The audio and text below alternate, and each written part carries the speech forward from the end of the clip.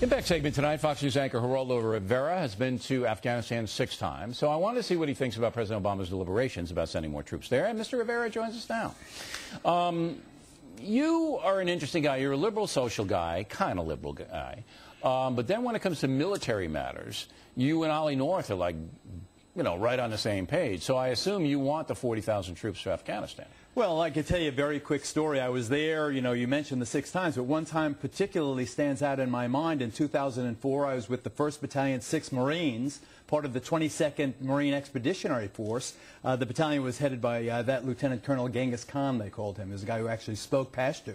They were kicking the Taliban's butt, Bill. This is a province north of Kandahar, the home of Mullah Omar, one of the Taliban's top guys. They had them absolutely on the run. They were pinned against the wall. Violence was way down. And what happened? They got the notice when I was in country that they were going to stop in place. They were being redeployed to bolster the flagging effort in Iraq. Fallujah was besieged. The entire Iraq situation was in play. They pulled those Marines out. What happened to Afghanistan as a result of Iraq was that we have starved our effort in Afghanistan, and as a result, our enemy has come up off the mats, regained the momentum, and now they have the crucial momentum, and now our situation is much more difficult. All right, so based upon what you saw north of Kandahar, with my own eyes, if the Marines go back in force, if there are enough U.S. soldiers, and, you know, NATO you're not going to get a lot of help from, but there are some, you believe that they can reimpose the victory? The 101st Airborne, the 82nd Airborne, the 1st Cavalry, the United States Marines, use our frontline units. When you were there and General McNeil was in charge, with all due respect to the brave souls we had there, they were a pickup team. All of our best troops were in Iraq. The people we had in Afghanistan, many of whom were confined to the Bagram Air Base, they couldn't match the enemy in terms of firepower. And McNeil thought he could win the war. His nickname is Bomber, from the air with jets dropping bombs. You can't do it that way. You have to do in Afghanistan something like we did in Iraq with those same troopers. You want the 40,000 in, the frontline guys, being put back in the theater? I absolutely do. McChrystal recommended it, and I believe the generals are right. I deplore, or maybe that's too strong a word, I don't like the way that his requests were leaked in almost a political partisan way to make Obama look bad, and I attribute that to the fact that General Petraeus was diagnosed with prostate cancer. He was off the playing field for a while, and I think that it was in that muddled situation that we're getting word that the military doesn't like Obama. Well, I don't know if that's true. Put that aside for a second. I think McChrystal's a tough fighting guy. No, you can't put it aside. No, if the military doesn't like Obama, then there's going to be leaks all over the place. I really don't. It may not be true. I don't. That's just I think that these professional soldiers want to win. They want America to prevail. All right. So your opinion and my opinion, pretty much the same. Put them in. Let them fight, at least for a while, and see what happens.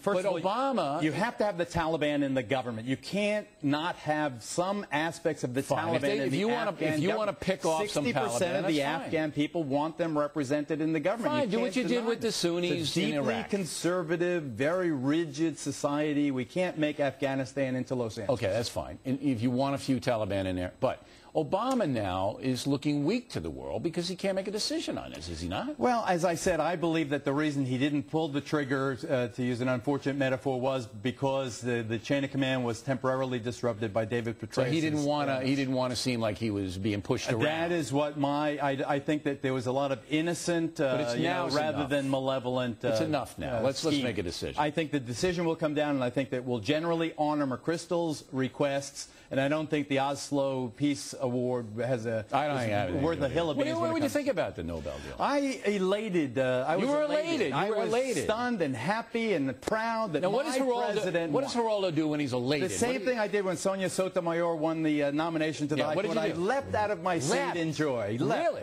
I thought it was that in your living room at home? I think that, with all due respect to Professor Lamont Hill, who preceded me on the program, I think that he's being extremely disrespectful. President Obama, and believe, and I thought your talking points were right on, but I think that you give short shrift to the President of the United States and the significance of this man who has some roots in the Muslim community going to Cairo, saying to 1 billion people on the planet, no, that's the easiest play in the world. Why hasn't it been done before? And did you read the Arab press? I mean, this is a wonderful. Look, and I said that. I'm a street fighter. Those guys are street fighters. You don't disarm a street fighter by slapping him around. You and I don't disagree. I don't have any problem with what he did. I don't like the backslapping of America. He always throws that in. I think he can take that out. But look, trying to engage the Muslim world, that's smart. But Geraldo, it's easy to do it. And engaging Iran, it's just like this. And bilateral talks and getting Iran to open secret bases to international. When is that going to happen? It's happening imminently in the next couple of weeks. You going? I'll go with you.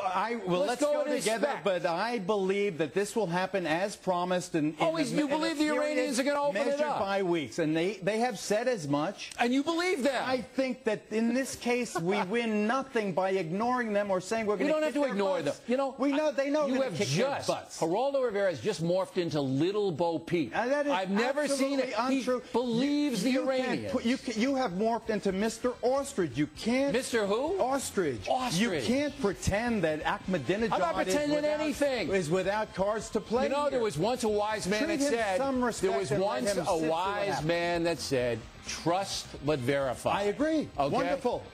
That wise man and I agree. Geraldo Rivera, everybody.